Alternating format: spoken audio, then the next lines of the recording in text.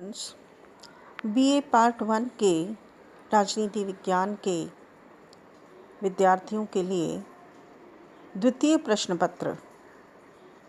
प्रमुख भारतीय राजनीतिक विचारकों के अंतर्गत हम इस प्रश्न पत्र की प्रथम इकाई के प्राचीन भारतीय राजनीतिक चिंतकों का अध्ययन कर रहे हैं। पिछले वीडियो लेक्चर्स में हमने मनु कौटिल्य का अध्ययन किया और शुक्राचार्य की यह जो श्रृंखला चल रही है, आज हम इसका समापन करेंगे। जैसा कि हमने पिछले वीडियो लेक्चर्स में देखा कि शुक्राचार्य ने अपने ग्रंथ शुक्र नीति सार में जो विचार व्यक्त किए हैं उसको हमने विभिन्न शीर्षकों के अंतर्गत उसका अध्ययन किया। शुक्राचार्य के राजनीतिक विचार, सामाजिक विचार, आर्थिक विचार, प्रशासनिक व्यवस्था, परराष्ट्र संबंध, इन कुछ प्रमुख शीर्षकों के अंतर्गत हमने जाना कि शुक्र नीति सार में आचार्य शुक्राचार्य ने किस प्रकार से प्राचीन भारतीय राजनीतिक व्यवस्था और सामाजिक व्यवस्था का वर्णन किया है। स्टूडेंट्स, इसको समराइज़ करते हुए या इस विषय का निष्कर्ष करते हुए मैं आपको ये भी कहना चाहूँगी कि जब कभी भी हम किसी एक विशेष कालखंड के विचारकों का अध्ययन करते हैं तो उनका तुलनात्मक अध्ययन स्वाभाविक रूप से किया जाता है। जैसे जब हम राजनीतिक विचारों का अध्ययन करते हैं तो उसमें सबसे पहले हम राज्य को लेते हैं, तो हम देखते हैं कि जहाँ राज्य की उत्पत्ति के संबंध में मनु ने दैवीय सिद्धांत की व्याख्या की है, कौटिल्य ने सांकेतिक रूप से सामाजिक समझौता की बात की है, वहीं शुक्राचार्य ने उत्पत्ति के संबंध में स्पष्ट रूप से न कहते हुए उसे एक स्वाभाविक संस्था के रूप में स्थापित करने का प्रयास किया है। जब राज्य की प्रकृति की बात होती है तब भी राज्य की उत्पत्ति और प्रकृति, राज्य कैसी संस्था है के बारे में भी चर्चा होती है। जहाँ मनु ने इसे पुनः ईश्वर की इच्छा या प्रजा को मत्स्य न्याय से बचाने के लिए, अराजकता से बचाने के लिए राजा को अपने प्रतिनिधि के रूप में पृथ्वी पर भेजा। इस तरह से हम देखते हैं कि मनु की व्याख्या राज्य और राजा के प्रति भिन्न है। कौटिल्य ने ये कहा है कि राजा ईश्वर का प्रतिनिधि नहीं है, वरन यदि राजा प्रजा पालन के अपने दायित्व में असफल हो जाए तो उसे प्रजा को पदच्युत करने का भी अधिकार है। ठीक यही बात शुक्राचार्य ने भी कही है। साथ ही साथ शुक्राचार्य ने राजा के उत्तराधिकार संबंधी विभिन्न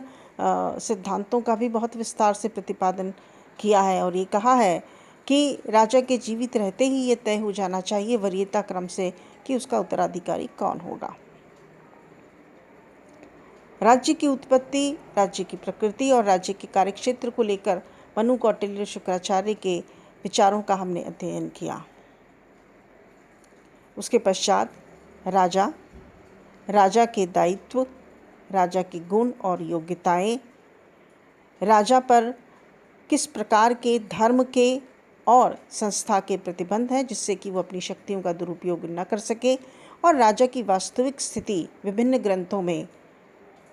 मनुस्मृति में, अर्थशास्त्र में और शुक्र नीति सार में क्या है, इसका भी हमें तुलनात्मक विवेचन करना चाहिए। संक्षेप में यदि बात करें तो जहाँ मनु ने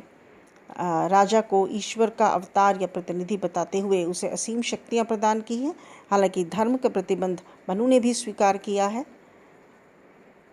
कौटिल्य ने ये कहा है कि यदि राजा किसी भी प्रकार से अपने दायित्वों से विमुख हो जाए तो प्रजा को उसे हटाने का अधिकार है, और यही बात शुक्राचार्य ने भी स्थापित की है। दंड शक्ति के समुचित प्रयोग पर भी सभी चिंतकों ने बल दिया है। उसके बाद हम प्रशासनिक व्यवस्था की बात करें तो जहाँ मनु ने प्रशासनिक व्यवस्था की अपेक्षा मनुष्य के जीवन, उसके विभिन्न जन्म से लेकर मृत्यु तक के संस्कारों और सामाजिक जीवन की अधिक व्याख्या की है। वहीं हम देखते हैं कि कौटिल्य ने प्रशासनिक व्यवस्था का बहुत ही व्यवहारिक और वैज्ञानिक चित्रण किया है। साथ ही साथ शुक्राचार्य ने भी प्रशासनिक व्यवस्था का उल्लेख व्यवहारिक स्तर पर किया है। इसके बाद हम देखते हैं कि सामाजिक व्यवस्था की जब हम बात करते हैं तो प्राचीन भारतीय जो हमारा समाज था उसमें मूलतः हमको वर्ण व्यवस्था और आश्रम व्यवस्था देखने को मिलती है, जहाँ मनु ने चारों वर्णों को लेकर के एक अलग प्रकार के विचारों का प्रतिपादन किया है, जिसमें उसने कहा है कि जन्म पर आधारित होता है ये वर्ण, तथा जब सभी वर्णों की बात आती है तो वो विशेष रूप से शूद्रों के प्रति एक दुराग्रह या पूर्वाग्रह का भाव रखते हैं। इसी प्रकार से सामाजिक व्यवस्था में स्त्रियों के प्रति भी मनु ने कुछ हीन भाव व्यक्त किया है। जबकि जब हम शुक्राचार्य और कौटिल्य को देखते हैं तो हम देखते हैं कि उनके व्याख्या में किसी प्रकार का दुराग्रह या पूर्वाग्रह नहीं है। परंतु शुक्राचार्य ने तो ये भी कहा है कि अपनी आजीविका के लिए यदि कोई व्यक्ति अपनी जन्म की वृत्ति या कार्य को छोड़कर किसी और वृत्ति को अपनाना चाहे तो उसकी निंदा नहीं होनी चाहिए, बल्कि उसको इस बात की अनुमति मिलनी चाहिए। हाँ, ये अवश्य कहा गया है कि भिक्षा वृत्ति के द्वारा जीविकोपार्जन करना या अपना भरण पोषण करना केवल ब्राह्मणों के लिए नियत है, अन्य वर्ण ऐसा नहीं कर सकते। सामाजिक व्यवस्था में मनु के अलावा कौटिल्य और शुक्राचार्य के चिंतन में हमें प्रजा के कल्याण और स्त्रियों के भी घर के कार्यक्षेत्र तक सीमित रहने के बावजूद मनु की अपेक्षा थोड़ा दुराग्रह से मुक्त चिंतन देखने को मिलता है। जब हम अर्थव्यवस्था की बात करते हैं तो सभी चिंतकों ने राजकोष को राज्य की प्रकृतियों में सम्मिलित करते हुए उसके महत्व को रेखांकित किया है। राजकोष किस तरह से भरा रहना चाहिए, राज्य किस प्रकार समृद्ध रहना चाहिए, भूमि किस प्रकार से प्राप्त की जानी चाहिए, प्राप्त की हुई भूमि का प्रबंधन किस प्रकार से होना चाहिए। इस भूमि जीविकोपार्जन और प्राप्त भूमि के प्रबंधन को लेकर कौटिल्य ने विशेष रूप से अपने विचारों से हमें अवगत कराया है अपने ग्रंथ अर्थशास्त्र में, जिसके शीर्षक से ही हम समझ सकते हैं कि अर्थशास्त्र अर्थात जीविकोपार्जन से जुड़ा हुआ जो भौतिक चिंतन है उसकी व्याख्या हमको देखने को मिलती है। जहाँ मनु के चिंतन में दैवीय तत्व अधिक मिलता है, कौटिल्य के चिंतन में भौतिक तत्व मिलता है और शुक्राचार्य में भी व्यावहारिक चिंतन हमको देखने को मिलता है। इसके पश्चात न्याय व्यवस्था की बात है। न्याय व्यवस्था पर तीनों ही चिंतकों ने सैद्धांतिक और व्यावहारिक रूप से प्रकाश डाला है, परंतु हम देखते हैं कि कौटिल्य ने जो विचार व्यक्त किए हैं उसमें हमें विभिन्न प्रकार के अपराधों की श्रेणियों, न्यायालयों के प्रकार, न्याय व्यवस्था के प्रयोजन और विभिन्न श्रेणियों के अपराधों, उनके लिए निर्धारित दंडों की व्यवस्था, साक्ष्य और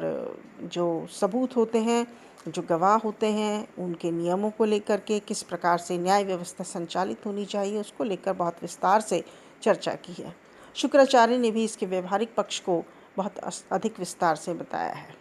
फिर बात यदि परराष्ट्र संबंधों की करें तो जहां मनु और कौटिल्य ने मंडल सिद्धांत का प्रतिपादन किया है, जिसमें भौगोलिक अवस्थिति के आधार पर मित्र और शत्रु राज्यों के एक मंडल की चर्चा की गई है, शुक्राचार्य ने इस प्रकार के मंडल शब्द का प्रयोग तो नहीं किया है, परंतु हाँ मित्र, शत्रु और उदासीन या मध्यम जैसे राज्यों की श्रेणियों का उल्लेख शुक्राचार्य ने भी किया है। साथ ही साथ ये भी कहा गया है कि जो 6 नीतियों जिसको हम षड्गुण नीति कहते हैं और जो 4 उपाय साम दाम दंड भेद हैं, उनका अवलंबन विभिन्न परिस्थितियों में किस प्रकार से करना चाहिए। जहाँ मनु और कौटिल्य ने इसकी व्याख्या की है कि 6 नीतियाँ क्या हैं, हम देखते हैं कि शुक्राचार्य ने उसका एक अलग प्रकार से ट्रीटमेंट किया है इस विषय का, और मित्र के प्रति और शत्रु के प्रति इन छहों नीतियों और उपायों का किस प्रकार से अवलंबन किया जाना चाहिए, किस प्रकार से प्रयोग किया जाना चाहिए, इसके बारे में बहुत विस्तार से चर्चा की है। तो स्टूडेंट्स, जब कभी भी हम किसी भी राजनीतिक विश्लेषक, चिंतक, किसी मनीषी, किसी विचारक के विचारों को निष्कर्षतः प्रस्तुत करते हैं, तो सबसे पहली जो चीज़ हमको ध्यान में रखने की होती है वो है कि जिस किसी भी चिंतक की हम बात कर रहे हैं उसका प्रमुख योगदान का क्षेत्र क्या है, उसको रेखांकित करते हुए उसका संक्षेप में पहले हम परिचय दें। फिर हम उसके कालखंड की चर्चा करें, क्योंकि कालखंड ही सबसे बड़ा निर्धारक तत्व होता है कि हम किस समय की बात कर रहे हैं, कौन सी व्यवस्था उस समय प्रचलित थी, समाज कैसा था, राजनीति कैसी थी, कौन सा ग्रंथ किस समय में लिखा गया, उसका कालखंड क्या था, उसकी विषय वस्तु क्या थी, उसकी कितने अध्याय या कितने श्लोक हैं, तथा उनमें प्रमुख रूप से किन बातों का निरूपण और चित्रण किया गया है। उसके पश्चात एक सामान्य रूपरेखा चलती है। जैसे हम प्राचीन चिंतकों की बात करते हैं तो हम राजनीतिक विचार, सामाजिक विचार, आर्थिक विचार, न्याय संबंधी विचार, अंतर्राष्ट्रीय संबंधों के बारे में जो विचार हैं इनको मोटे तौर पे लेते हैं और इनकी उपश्रेणियाँ या उपशीर्षकों के अंतर्गत हम इनका विवेचन करते हैं। जैसे जब राजनीतिक विचार की बात आएगी तो हम राज्य, राज्य की उत्पत्ति, राज्य की प्रकृति, राज्य के कार्यक्षेत्र, इसकी चर्चा करेंगे। फिर हम राजा को लेंगे। राजा, राजा के गुण, योग्यताएं, राजा के कार्य, उसकी शक्तियाँ, राजा पर प्रतिबंध किस प्रकार के हैं और राजा की वास्तविक स्थिति, इस प्रकार चलेंगे। फिर राजनीतिक विचारों में हम मंत्रिमंडल को लेंगे। मंत्रिमंडल का गठन, मंत्रिमंडल के सदस्यों की संख्या, मंत्रिमंडल के सदस्यों के गुण, उनके योग्यताएं, उनके काम करने की तौर तरीके, उनके मुख्य दायित्व, इन सब की चर्चा करेंगे। उसके बाद हम प्रशासनिक व्यवस्था को लेंगे, उसके संगठनात्मक पक्ष को लेंगे, उसके कार्यात्मक पक्ष को लेंगे, प्रशासन के विभिन्न स्तरों की बात करेंगे। राज्य का स्वरूप कैसा है, क्या राज्य का स्वरूप लोक कल्याणकारी है,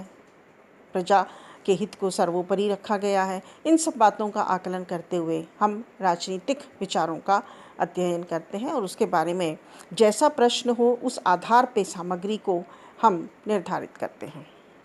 फिर सामाजिक व्यवस्था जब हम लेते हैं तो प्राचीन भारतीय राजनीतिक चिंतन में प्रमुख रूप से वर्ण व्यवस्था, आश्रम व्यवस्था,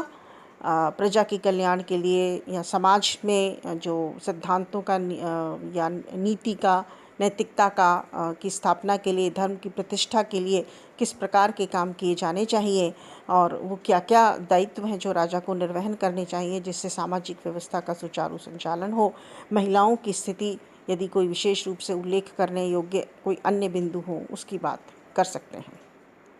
फिर बात जब अर्थव्यवस्था की आती है तो राजकोष राज्य की एक आवश्यक प्रकृति है, ये सभी प्राचीन चिंतकों ने स्वीकार किया है। राजकोष किस प्रकार से भरा रहना चाहिए, राजस्व कैसे लिया जाना चाहिए, करों का आरोपण किस तरह किया जाना चाहिए, सामान्य परिस्थितियों में, आपातकालीन परिस्थितियों में व्यापार वाणिज्य संबंधी नियम क्या होने चाहिए, यदि भ्रष्टाचार किसी प्रकार का होता है, मिलावट होती है तो किस प्रकार की व्यवस्थाएं होनी चाहिए, इन सब का उल्लेख हम अर्थव्यवस्था और करारोपण या टैक्सेशन के अंतर्गत करते हैं। और फिर परराष्ट्र संबंध, जिसके अंतर्गत जहाँ तक मनु कौटिल्य की बात है उन्होंने मंडल सिद्धांत की बात की है, बाकी शेष तीनों ने षड्गुण नीति और 4 उपायों की चर्चा की है। तो स्टूडेंट्स, इस तरह से हम निष्कर्ष निकालते हुए जो भी विचारकों की यदि तुलनात्मक अध्ययन पर कोई प्रश्न आए तो वो करें, और न हो तो भी जब हम सामान्यतः किसी निबंधात्मक प्रश्न का उत्तर देते हैं तो हमें इस प्रकार के तुलनात्मक स्वरूप का ध्यान भी रखना चाहिए।